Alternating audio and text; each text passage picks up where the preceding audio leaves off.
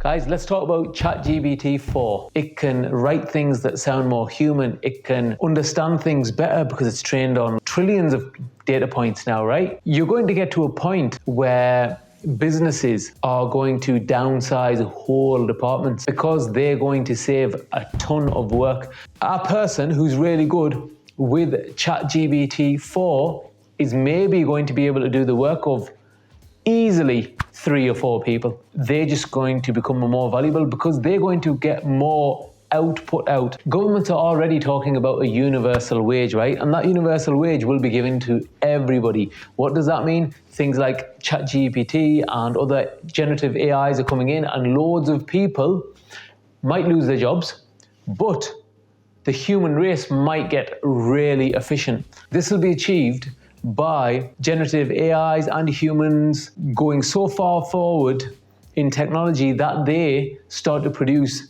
free energy. Imagine that. Imagine it. We've got free energy, free warmth. Nobody's cold anymore. We've got robots that build houses for us, and we've got AI that's just doing all the back-end work. When you want to go to the doctors, AI is making an appointment for you. When you get to the doctors, AI is helping the doctor diagnose you faster by asking you loads of questions, looking at all your medical history, way faster and way more accurate than a doctor could. Maybe more. I think, a lot of things, entrepreneurs especially, who want to do a lot of things, but they're constrained by having to hire 20 or 30 staff, and then the staff don't want to work like them. You know what this AI might do? It might make people who want to work really hard excel even more. So at the minute, if somebody wants to work really hard and they have to get like 20 or 30 staff to keep up, a person who wants to work really hard might be able to get that productivity from 10 people and themselves. It will probably create value. People who are not willing to work or want to put in less effort, for some of them it might make their job easy, but for some of them it might just get rid of it. Or it might make their life better. In fact, it might be good for society that the people who don't want to strive to do anything, we're like, okay, here's a universal amount of money, and you go and learn to play the flute the best you can, or do the paintings the best you can, and they have extra time. They're going to come up with creative things.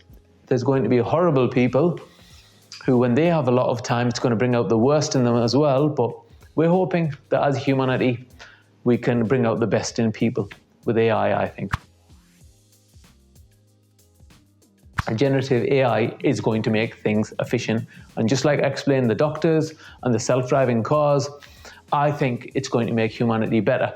There's a lot of kids using ChatGPT 4 and 3 and other generative AIs for doing their homework. That's probably the right thing, just asking it for the answers. But what a great thing is asking ChatGPT, how can I study better? How can I learn better? How can I lay this as subject out better? How can I do these PowerPoints better?